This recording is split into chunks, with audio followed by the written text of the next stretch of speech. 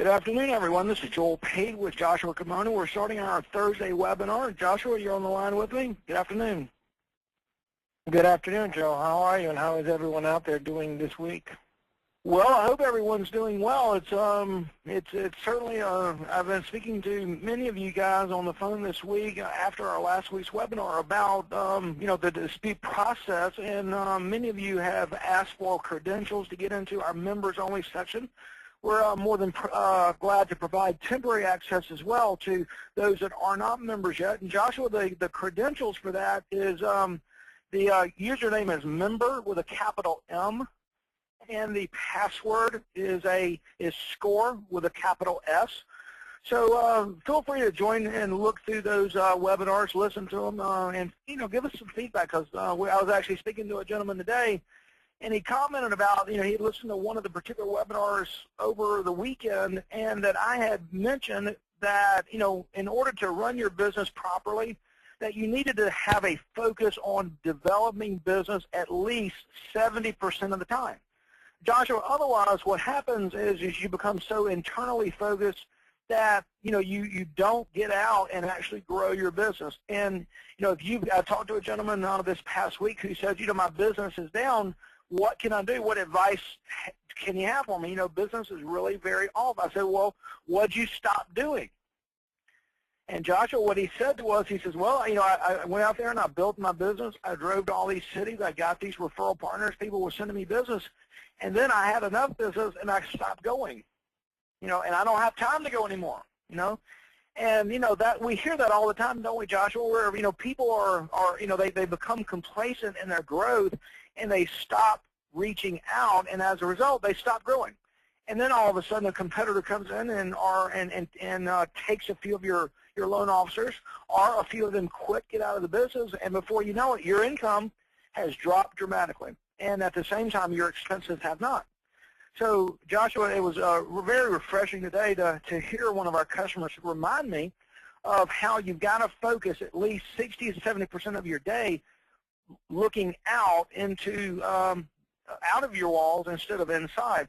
And today it's very interesting that we're discussing again for the second week the dispute process, because that's what drags most people down, is the fact that after you sell somebody, you actually got to do work. Yeah, absolutely. So, I spoke to a customer today, and, it's a sad story. I mean, he's sunk about over $100,000 in his business. I guess he was starting out with an internet model, started with us at Score, and unfortunately didn't secure, he did secure the outsourcing, but he really didn't secure, do his due diligence around the inbound sales pipeline. And he also didn't secure the appropriate form of payment. These things happen when when we're pulled in different directions, and we really don't understand what those risks are. So it's very important that you do look at those ways of securing your forms of payment. Securing Score is just part of it. Getting a great piece of software as a tool is just part of it.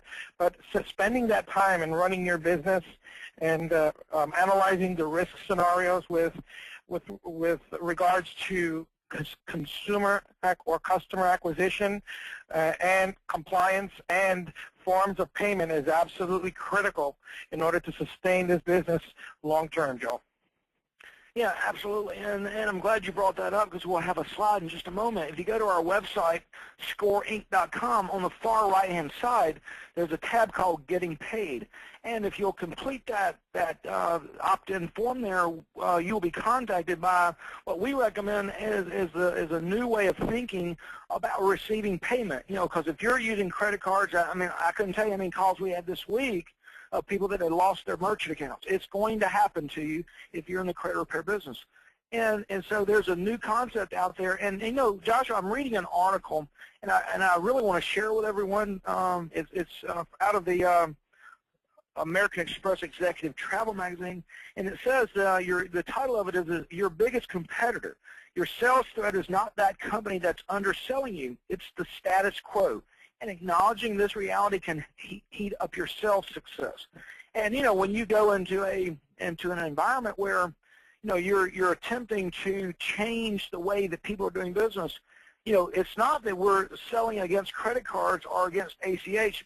What ends up happening is that, everybody's so comfortable with only losing 15% of their net revenue from defaults that they've kind of got lulled into not understanding that there's a better way.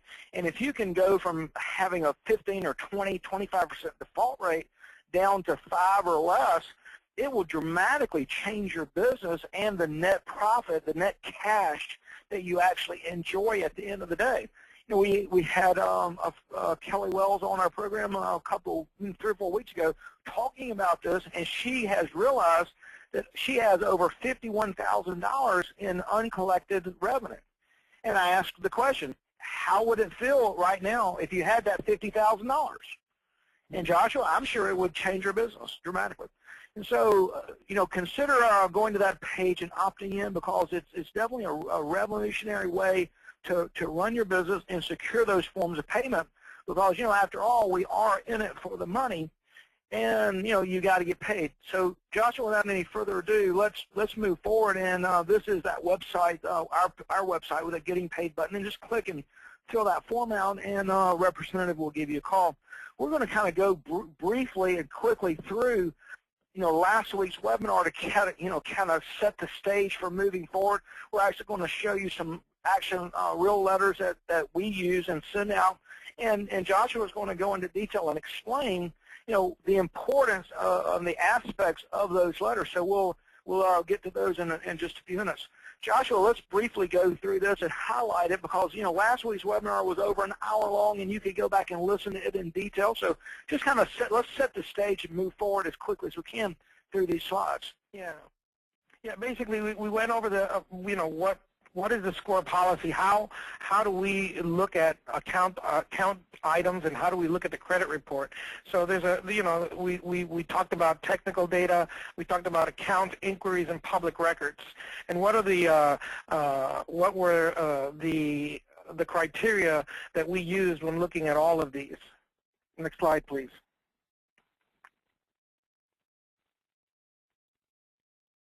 We also discussed, reactive credit repair. That's basically waiting for the consumer to bring in results, versus proactive credit repair, which is, quite frankly, just taking advantage of removing the consumer from that position, and therefore having a little bit more control. We know that CRAs don't send it investigate. They perform investigations, but sometimes they don't send the results back, or they don't get to you, be it because the consumer has held on to them or not. Plus, they sometimes perform frivolous or stall tactic, or issue frivolous or stall tactic type responses, and we talked about it. We all know that in the credit repair business, we can send in documents, all of the appropriate documentation, and they'll go ahead and defy whatever it is and send a generic response. And sometimes they'll use these frivolous stall tactics, or these stall tactics, and mix them up. But they sometimes perform the investigations, and I got to tell you, you just don't get the opportunity to show them to your customers. With credit monitoring, you do.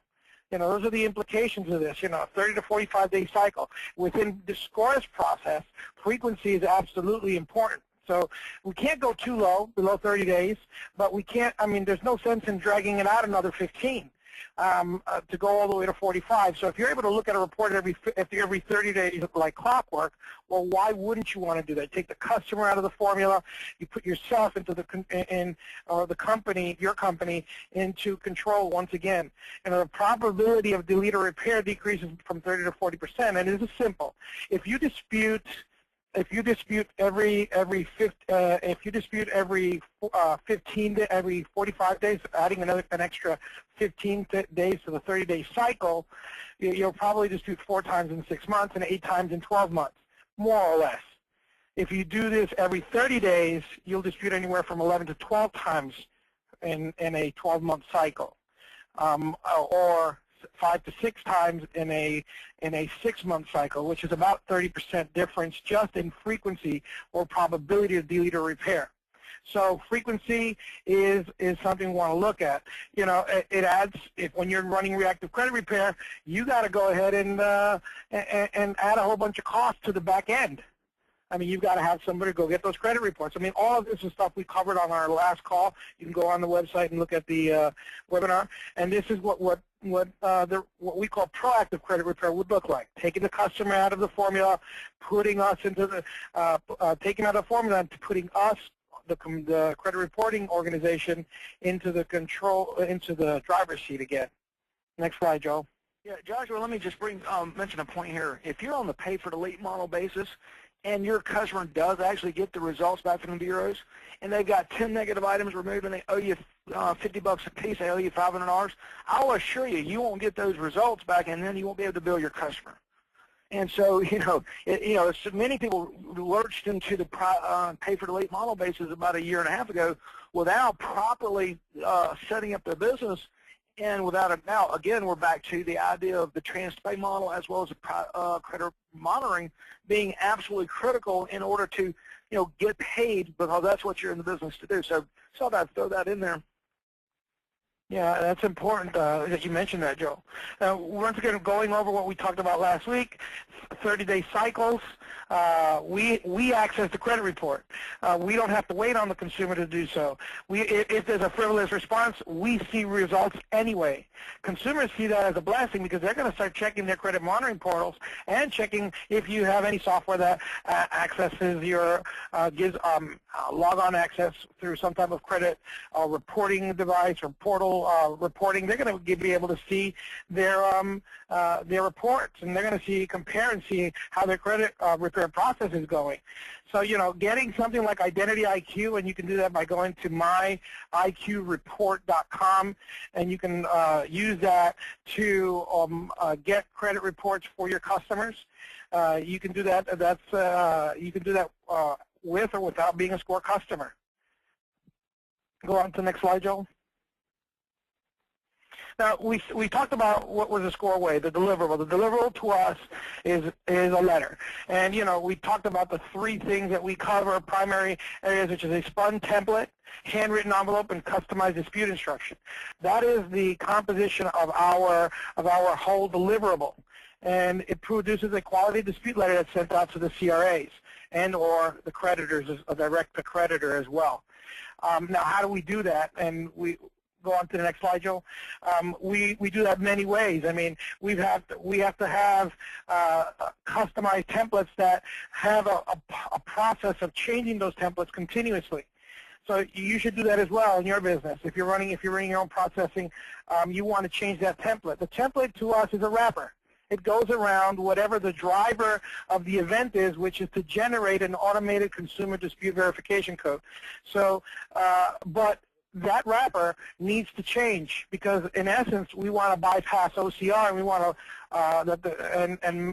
and make that template identical every single time, or unique, not identical, unique every single time. And you do that by changing the dispute reasons as well. But we have a policy at Score to change them every 100 uses. Okay. Now we divide our templates into 4 template types: collection, these are specifically for us, but we divide them into collection templates, original creditor templates, credit bureau templates, and what we call advanced tactics templates to the credit bureaus. Now, these templates are classified into 4 primary types: verify, validate, demand, and escalate. Now, if you look at that and you think about any type of template you may have in your repertoire at this point, and you try to classify them in these types of templates, you're going to see that they fall into those categories. It pretty much isn't any other type of category. Either you're demanding something, or you're validating something, or you're verifying something, or you're mad at someone and escalating it somehow. Okay, so that is the tone that's set on these templates. Next slide, Joe. Now, talking about the anatomy of a dispute letter, we divide the dispute letter up into three components, which is the header, the footer, and the body. And in the body, we cover the dispute reason or dispute instruction. And in the header, we're talking about first name, last name, address, all of the demographic data, social, date of birth, the salutation, and that could be part of that data could also be in the footer as well. Next slide, Joe. Now, within the body of the dispute letter is what we really focus a lot of our training on, and it's really how to really ask for what we want done. You know, sometimes I look at credit repair organizations' letters that they've showed me that they've done in the past, and they present a great case. I mean, they tell, you know, this isn't just, you know, and as a great dispute instruction, and this is wrong, and this is we have proof, because they might have proof, right? And then they don't ask for anything. You know, there's a specific or basic composition to any dispute instruction. It's a statement accompanied with the question type data and followed by some type of resolution instruction. And that's the way we've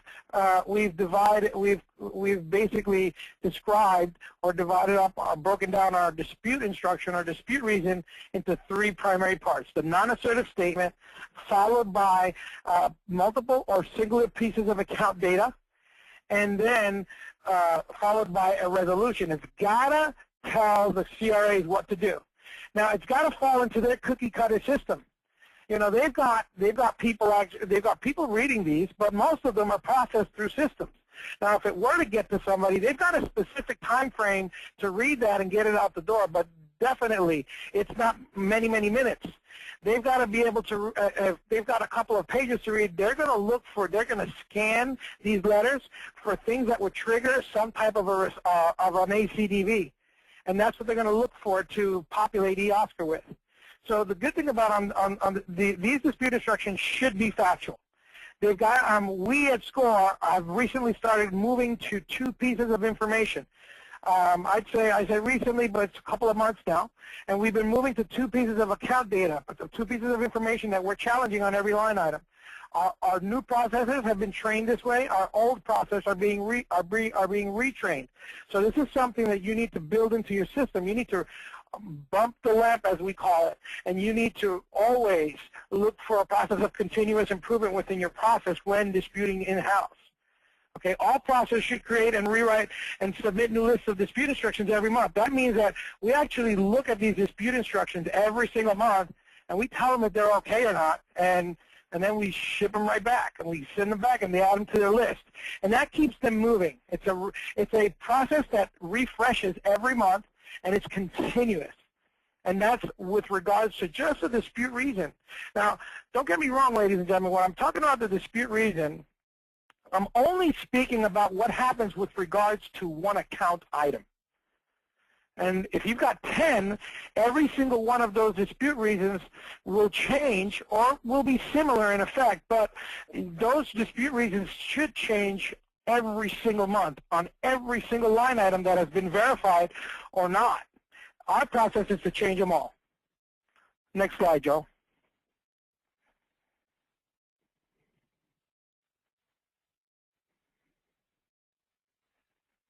Now, when we look at credit reports or credit monitoring reports, I hear this all the time. The best credit report out there is and will always be that tri-merge. The second one in line will always be the responses from the credit reporting agencies. Now let's talk a little bit about that data. That data is normally all of the data we need to see either on the responses or on the tri-merge reports. And on the tri-merge reports, they're also scoring them with FICO-based scoring models. The reality is that when we use tri-merges, they hurt the consumer's credit score. And to get the responses is what we call reactive credit repair. So while engaging into credit monitoring brings in some other problems. Now, what are those other problems? Well, not all credit monitoring services are built the same.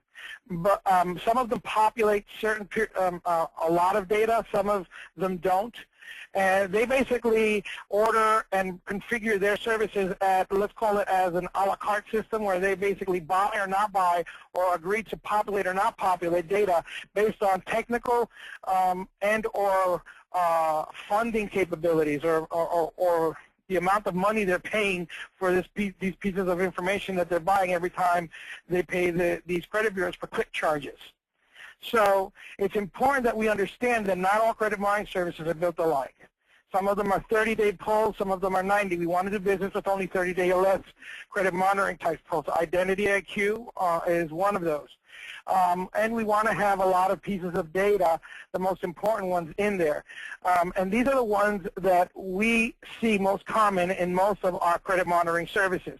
So we train our processors around these types of data. Now, why? Well, you've got, if you look at these and you count these, you'll have around 16 types of different types of account data, anywhere between the technical data on the screen all the way to the inquiries, without counting the inquiries. So there's about 16 different types of information, and then from the account data, we've got about 16 up there. I don't know what the number is exactly, but if there were, let's say, 10, and you're starting to combine these dispute instructions, and you combine these dispute instructions in permutations of 2, that means you're going to choose 2 at a time every single time and challenge them with regards to what you see on that credit report. But you will always select 2. And if there's nothing wrong with that, you can verify something because it is something that the right of the consumer to do so. If he is not in accordance with that item, he can verify it to see if it's verifiable, if it's correct.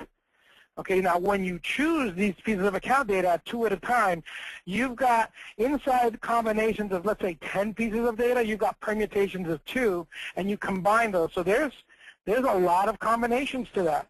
It's definitely not going to come out to 64 options, which are what, 60 to 70 options, let's call it, because that's been changing, that the credit reporting agencies look at.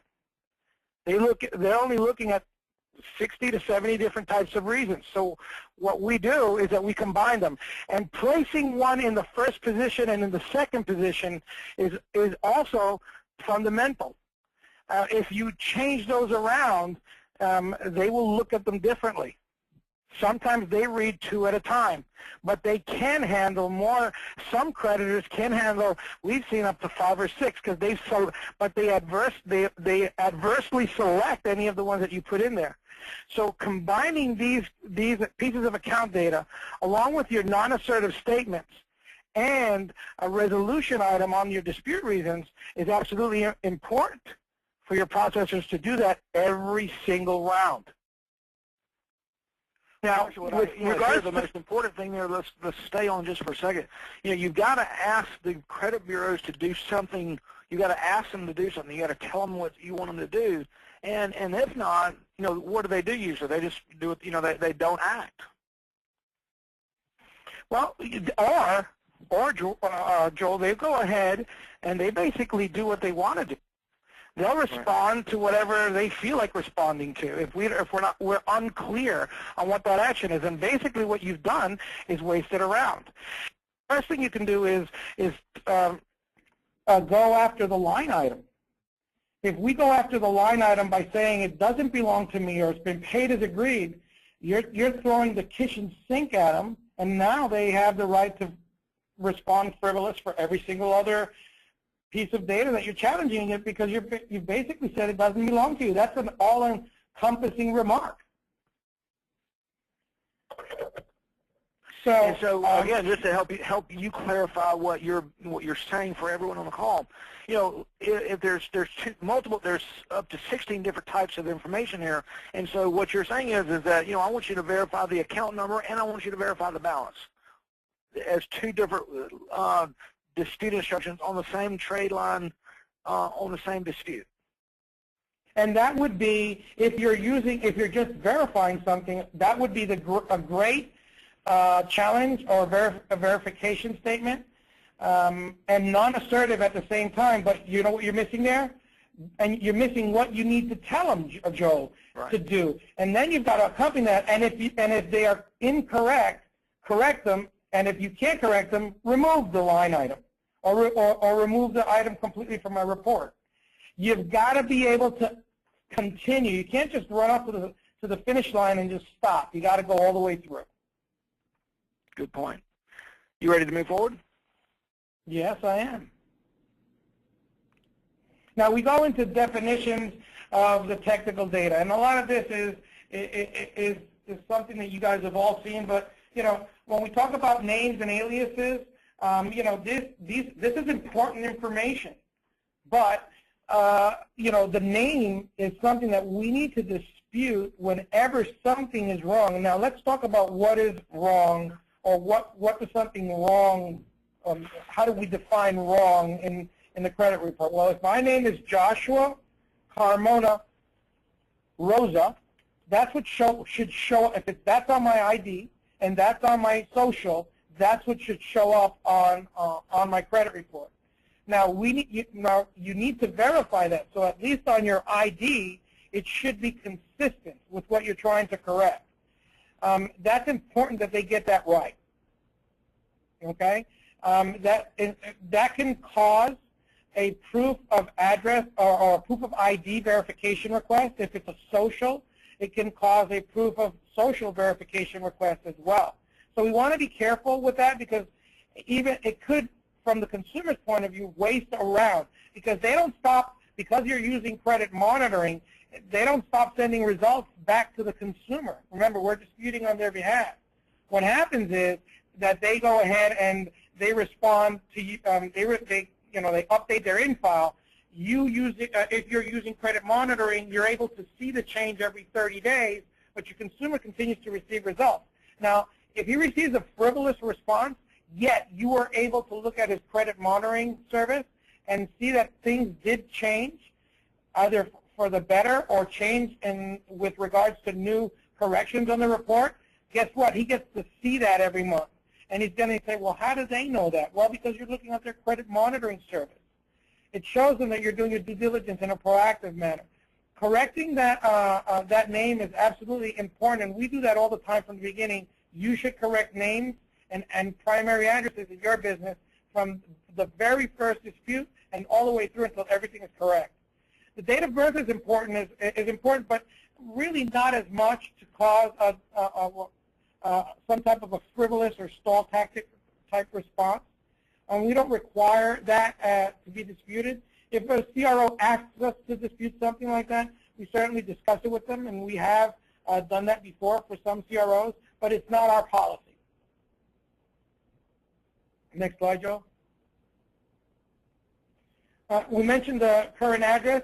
Previous addresses are something that there's a lot of companies figure, well, if we've got previous addresses that are tied into accounts with creditors that we have derogatory accounts with, and those are old, and that's older pieces of information, well, shouldn't that be correct as well?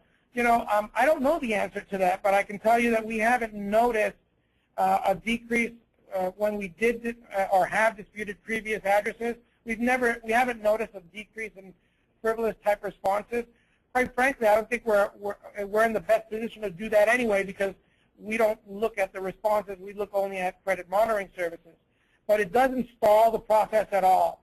So there's no reason why we should dispute that. And like I said, it's not our policy, but if the CRO requires it, we have addressed that. And sometimes I've done it, sometimes not, depending on how far it sways from our internal process. As for the employer and the previous employer, same thing. Yes, these are things that you can correct for a consumer, but they don't. We believe that they don't have a direct correlation or an indirect correlation to the FICO score. With the current address and the name, they have an indirect correlation to the FICO score by stalling the service or opening the door for the service to be stalled with regards to the dispute process. So there is an indirect relationship to how quickly the consumer can achieve increasing credit and FICO score or credit score because the dispute process isn't stalled. Joshua, let me bring up a question that someone's asked here. If you've got a consumer that has a collection account attached to a previous address, and you update the address to the current address, does that help the collection agency come after the consumer for that collection that they really didn't know where they had moved to? Absolutely. And that's something you want to be very careful about. You know, when you're disputing a customer, disputing on behalf of a customer, if you update that current address, there, you know, these collection agencies are very good at either skip tracing and using credit reports to go in, or credit report data to go ahead and engage your customers. If you correct any of that information, well, they're going to engage you at those new addresses. Absolutely. That's why it's important to understand what you're doing with the customer. And, you know, and quite frankly, if a customer is trying to stay away from collection agencies and remove things from their credit report, you want to be very careful about that. When engaging that consumer, you want to try to move that consumer to negotiate the account either through an entity or through or himself. But there has to be some action taken with regards to the account. Good question. Okay, can we move on to the next slide, Joe? The creditor, you know, creditor name. You know, this is a big problem, especially with credit monitoring services. You know, on some of these tri-merge reports, we'll get real exact information with regards to the creditor name. But on the credit monitoring services, sometimes they're abbreviated. The customer doesn't understand he's done business with that entity. Sometimes that entity is legal, has a different legal name, and that's what shows up on that monitoring report. Well, you know what? The customer is entitled to find out, well, who the hell is this company that's saying that I've done business with them? He should find that out. That's why the law is in the customer's benefit. When it says that the information must be correct. And that's why he has the capability to verify that information. So this is absolutely an account. And every single account item that's abbreviated, I mean, with regards to score policy, that's an open ticket right there to verify. Account numbers that are masked in the last 4 digits. Once again, a difference between the tri-merge reports that you receive from a mortgage broker and a credit monitoring report is that they're going to be masked. The last 4 digits are going to be masked most of the time. On some of your tri-merge reports, like I've seen Credco reports, that the account numbers are completely turned around. They're not the same account numbers that the consumer has. They're equivalent account numbers. So this is another account item that we look at. Open date, last reported date. You know, the date opened is definitely an important date. If it's not on the report, and quite frankly, on a lot of consumer credit monitoring services reports, the open date opened is not there. Well, guess what? That is absolutely important to have, and it's not there sometimes. I mean, you need to know when that account was opened with that credit grantor. The last reported date, absolutely another field that you want to know is populated. Well, guess what? If you're touching an account that's maybe 2 or 3 years old, and let's say it's a collection account, and you want to dispute that account on the last reported date on a follow-up review of that credit repair endeavor, let's say in round 2 or 3, shows that that report hasn't been updated in the previous month. Well, how did they perform the investigation? Well, guess what? Somebody's wrong, and the customer can and should engage that. Well, this is another account piece of data that we challenge all the time as well. Next slide, Joe. Date of last activity. You know, there's a big misconception with the date of last activity. You know, the date of last activity for most trade line items is going to determine when was the last time the consumer had interaction with the creditor. So it's important that we understand that, because that could, in and around that date, could be the start date if there hasn't been any other payments on an account that's gone into charge-off or collection, could start the statute of limitations clock running with regards to when that should be purged to the credit report. So that's absolutely a date that has to be populated. Quite frankly, on a lot of, they don't even show up on a lot of on almost all of the credit monitoring services that we've looked at. I believe on True Credit they do show up, but almost all of them do not have that field. This is an important date if you're looking at this, but if you don't, if it's a collection account, you don't, or any account, and you don't see it on your credit monitoring service, it doesn't mean that you can't challenge that, because that is a piece of information that the credit reporting agencies store. So you could, even though you can't see it, challenge that, because you can. If you can't see it, well, then ask them to show it to you. Well, guess what? They're not going to be able to, because it's a credit monitoring service. So that's their problem. They built the system. The consumer just engages it. The credit limit, this is and the type of loan. These are pieces of information that are very important. On a credit limit on a revolving account, if you have if it's an open account and a revolving account, and you have late payments in 90 or 60 days, or let's say 90 days, it could be hurting you. But you continue to pay on the credit on your credit card, and that credit limit isn't there. Well, how is the system? How is the FICO score being calculated for that account that has no credit limit? Well, I would assume that it's going to assume that the credit limit is the maximum amount that you've taken, but it couldn't or could not be. The reality is that that field should be populated, and if you see that something is missing in that with regards to that amount, you should challenge it. The type of loan as well. If there's a big difference between an installment or mortgage account and a revolving or credit line item, mortgage account is not going to be used in the utilization ratio calculation, and therefore you can't drive that score up or prevent it from going further down. And these are things that you want to make sure that are correct. So we challenge these as well. Next slide, Joe. Current balance.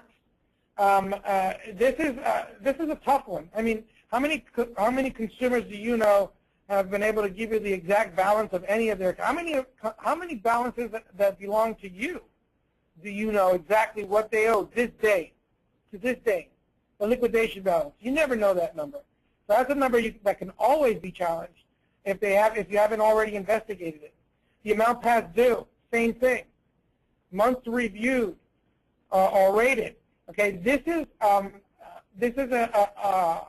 something that you want to see as well. And how many times have they reviewed this item? How many times has it been reported by my original creditor? This is important. The late payments over 30, late payments over 60. Next slide, Joel. Late payments over 90. They can be challenged as well. Comments. There's under the comments field, and I would say under any note type of field, whenever you see anything that could make the comment that it is in dispute by consumer or has been disputed by consumer, anything like that in the comments, any descriptive narrative in there that's been placed by the credit grantor, even though it doesn't affect the FICO score, I can tell you what, it will definitely affect the possibility of a consumer getting a loan that is an FHA-backed loan. The DE underwriting policy with regards to that is that if it shows up for a specific account, the FICO scoring model with specific models does not take that into consideration, and therefore, under the DE underwriting policies or guidelines, they might deny your credit regardless of your credit score or what your median score is. So you want to be very careful with that. Joel, we published or sent out a newsletter back in February with regards to an April, I believe it was an April or February letter that was sent out by the FHA, I believe it was FHA, that sent out a letter, a mortgage newsletter out to mortgage lenders and banks with regards to that. Could you speak more to that? Yeah, it's a mortgage e-letter, which is a normal process for the FHA in order to adjust policy. And it was such as many of the experienced loan officers suggested, it was actually rescinded and is not going into effect. and I've not heard any more about it. So if anybody has a comment about that, please make a note. But it was actually, it addressed the way that collections were going to be looked at by the underwriter, but that has not gone into effect. Okay, good.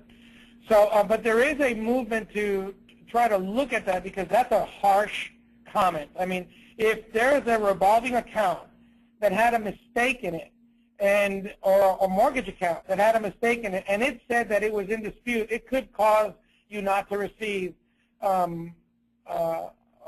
loan, a mortgage loan, FHA-backed loan. And that's just terrible, especially if you've got that credit score. So we always dispute that as well.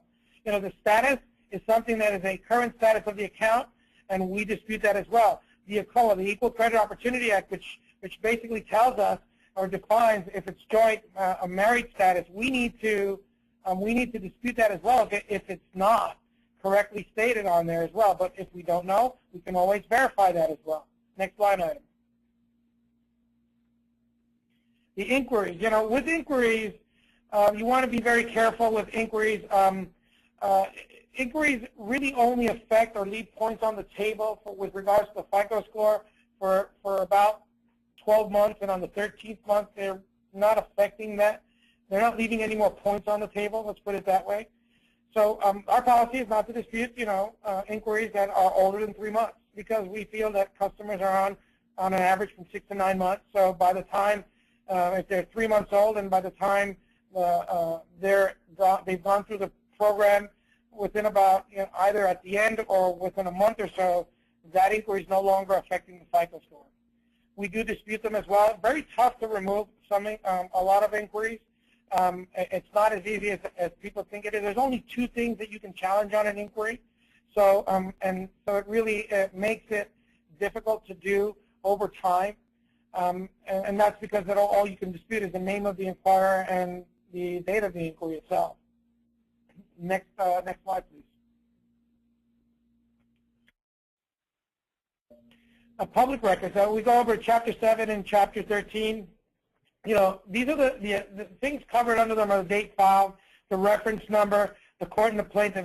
It's astounding to see, Joe, how much information is inconsistent between credit reporting agencies. I mean, you'll have one reference number with one credit reporting agency and another one in TransUnion or so. But the Equifax has one number, and there's another number in TransUnion or Experian. So it's a problem. These things need to be verified, and the date filed is sometimes different as well, or it's non-existent. That's important, okay? Because if the date filed is in there, and the date of the discharge has already been given to the consumer, well, when do we know that account is going to be removed? I mean, these are dates that the consumer should see. Most of the time they're not there, and that's because these government agencies report to third-party providers that or report consolidators that report to the credit reporting agencies. It's not like they're performing the investigation themselves. So these clearinghouses, we call them, are the ones dealing with that information, and they're very irresponsible and therefore incorrect.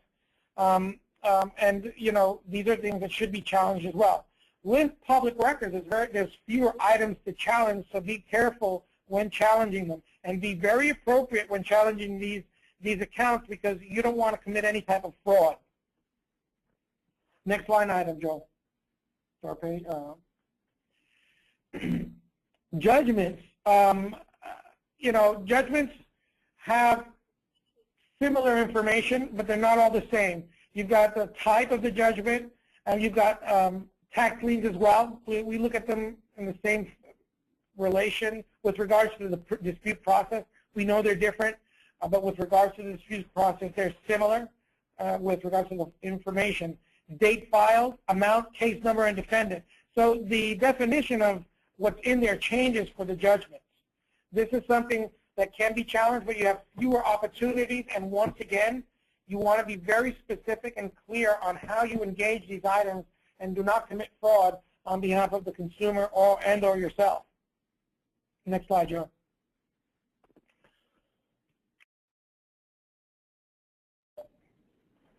We've got plaintiff, line status, they completed, and the ECOA, the Equal Credit Opportunity Act column as well. This is all part of judgments as well that can be challenged. Tax liens. With tax liens, you've got a little bit different information. Most of the information is the same. Date filed, amount, case number, defendant, plaintiff, line status, date completed, and ECOA, once again. All challengeable, but less than a normal account. Next slide, Joe.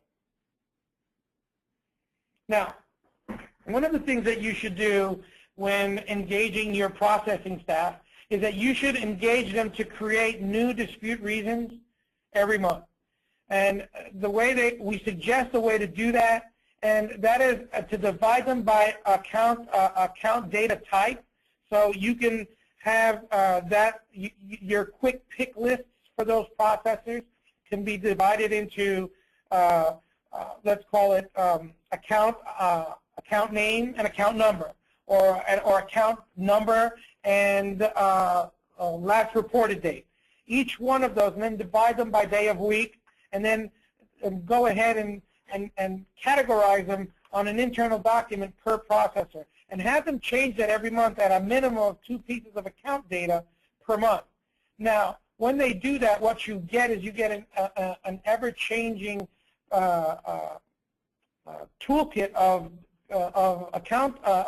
dispute reasons that change monthly, and this is a good thing because it puts randomness into the process, and therefore helps to bypass OCR, but at the same time continues to engage the creditors through the credit reporting agencies with appropriate ACDVs.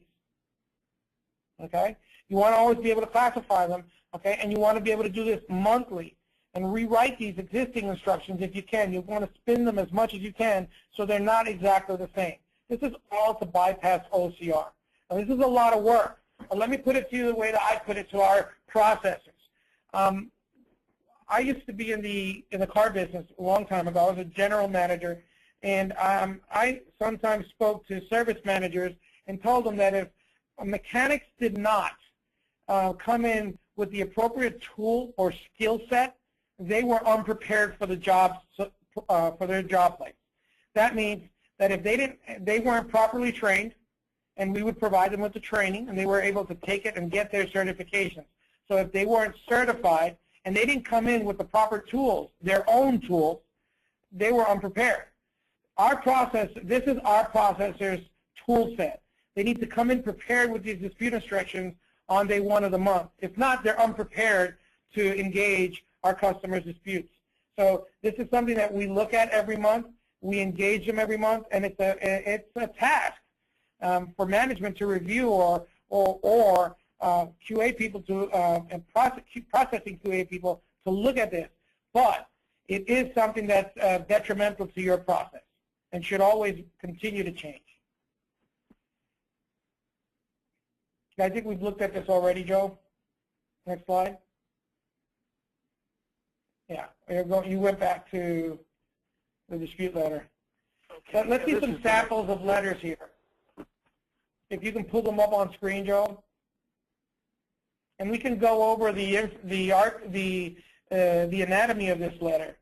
So, Joe, can you erase that name, please? And yeah.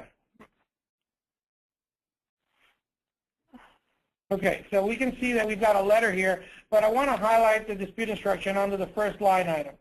Okay, it says, I think there was some misguided information on this account.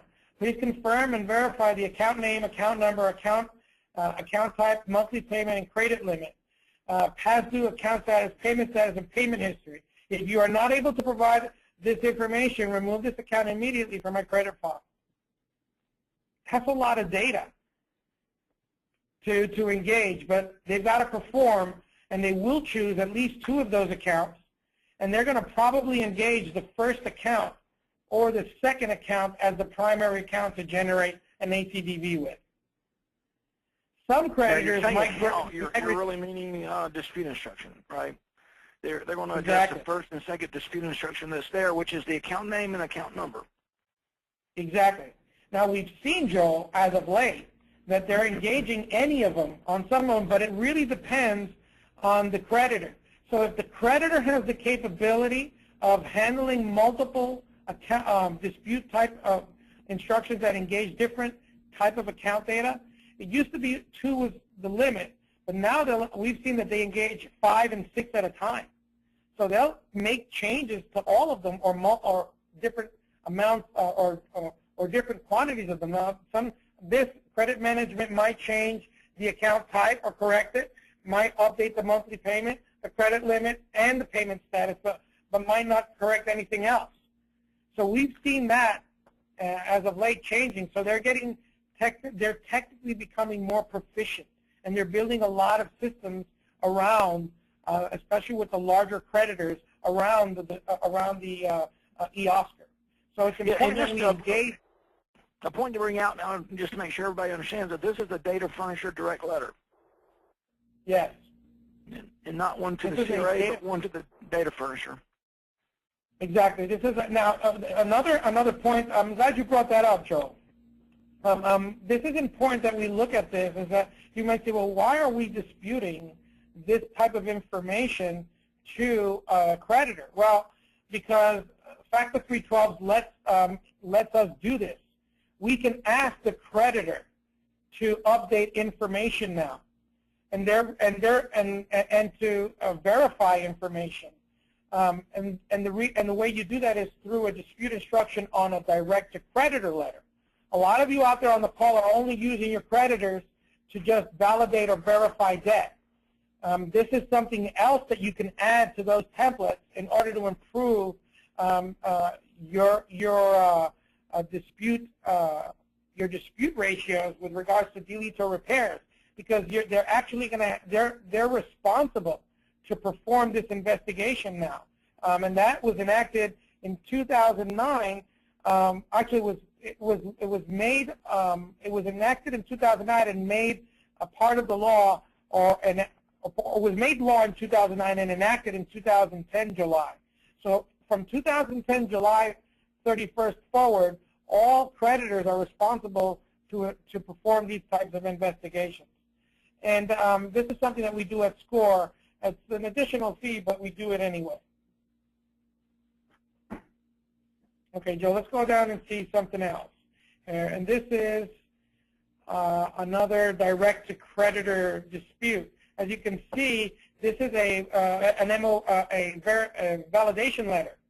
And we're engaging them with regards to all the information that we see on normal validation letters. And there's probably some type of a cease and desist in there somewhere. But it's also telling them to, besides sending them proof of all of this information, on the dispute reason, it's telling them that they need to verify information such as the date open, the payment status, and I think the date open is repeated on this, but it's asking for those 2 pieces of information.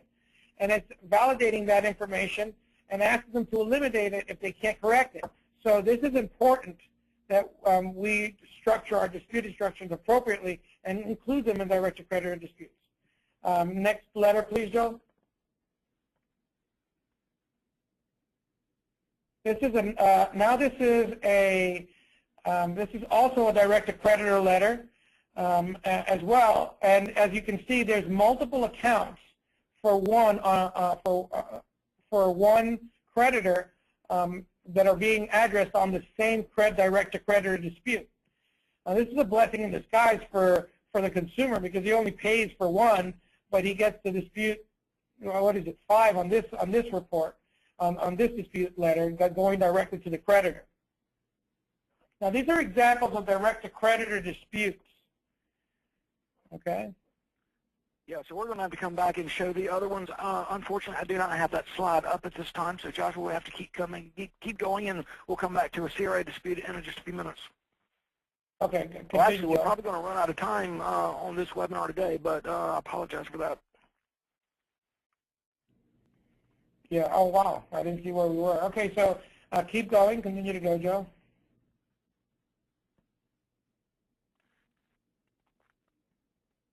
Joe, move forward on this. It's locked up for just a second.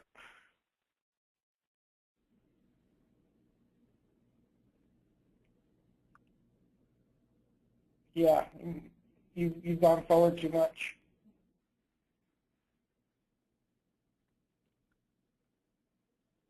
Okay.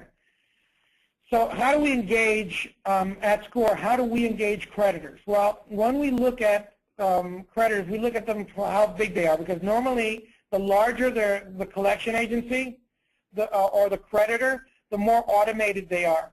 And we have a list based on our our statistics or our results. We have a list of the top 20 creditors that normally give us pull down our deletion ratios.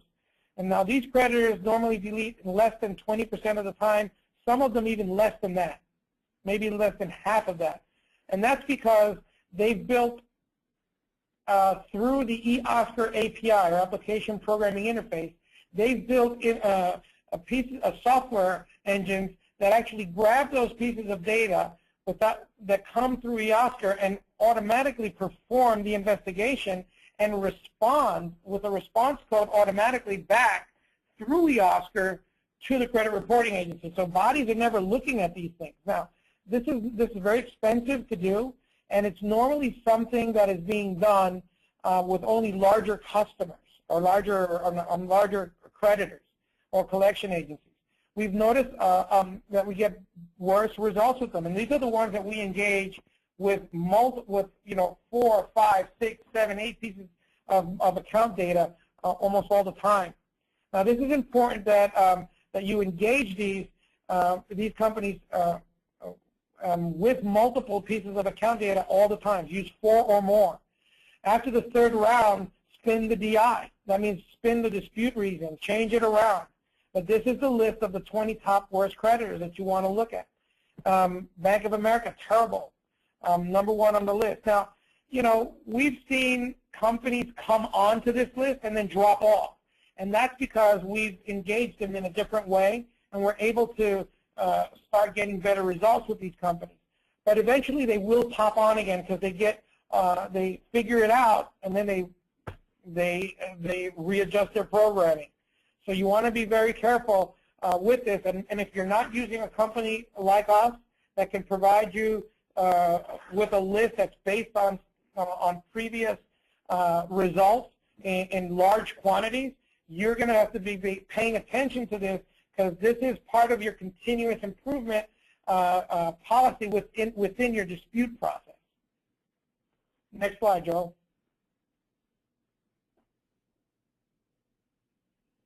Now, when you receive responses, you're going to receive responses with regards to the proof. When you receive them with regards to proof of ID, proof of social, proof of address, they didn't come to you. They didn't come from you. These are responses that are always and should always be addressed with when you're closing your customers, because they will always happen. I mean, it doesn't matter if you live a couple of blocks away from the Federal Trade Commission or from one of the credit reporting agencies. You're still going to get proof of ID, proof of social, proof of address requests. Doesn't matter if your customer lives right next to the credit reporting agency. They're still going to send them because they can and they will. It's part of their process. You need to build that in there, and with credit monitoring, you get to see the results anyway. Sometimes they go ahead and perform the investigation, and you just don't know about it if you're not looking at their credit monitoring service. So this is something that's absolutely indispensable to consider and understand when you don't have credit monitoring implemented as a policy or process inside your business. Next slide, Joe. That's it, man. We've gone off. We're done. Well, that's probably not all of it, but that's what we have for this time at this moment for you. It's a lot more complicated to manage this process. Once again, we do this every day, all day, and we do it over 250 days a year, Labor Days. But I got to tell you, it's definitely something that you don't want to be doing in your business. And if you want to look at the opportunity to have somebody else do this over and over again and produce a quality dispute every single round for you, well, Score is definitely the company that can do that for you. Thank you for your time. Joel, do you want to add anything to that? Yeah, again, thank you very much for your time. I appreciate you guys being on the webinar. If you've got any questions, just go to our website. We've got all sorts of information all the way from the members section. Go there. If you're not a member, fill out that form. We'll send you the username and password that I mentioned earlier. If you want to watch the webinars, there's a great number of webinars on all sorts of different subjects, how to grow your business. If you want to get in the car business, do business with car dealers, do business with real estate agents, how to build an affiliate network, time management, how to hire people, the importance of personality profiles in your HR decisions, all sorts of very, very informative information that you can find at our members-only section. I want to remind everyone of our FDCPA department. That's just going wonderfully. I got a report back from a gentleman today. His client got $500, and it's just been less than about 30 to 60 days since he submitted his claim. And we just get these reports all the time of customers that are not only getting the up to $1,000 for the statutory fine, and that's usually not the number that they get. They usually get $300 to $500. But Joshua, the best part about this is that this particular consumer had already paid the debt. It was a very small amount, so he went in and paid it. But he could have gotten the debt absolved, and in many cases that's what we see. And in the agreement, they removed it from the credit reporting agencies. So he got the collector to stop calling. He got $500. He could have gotten the debt absolved, and he got the negative item removed from the credit report. And and not only did he get the $500, but he didn't have to spend a dime on the lawyer at all. And you, as a credit reporting agency or a CRO, you could earn up to $150 just for providing that lead to us, and our lawyer takes the case at no cost to the consumer. In the unlikely event, Joshua, that the case goes to court, the lawyer even pays for the court cost. So it's definitely a win-win situation for you. So go and check out that site, and also the Getting Paid site. I really recommend that you sign up for that and take a 25-minute tour of this really awesome way to secure your funds. So Joshua, again, I think it's been a great webinar. Thank you all for joining us. I hope you have a great rest of the week, very profitable week next week, and look forward to you being on the line next Thursday at 3 p.m. Central.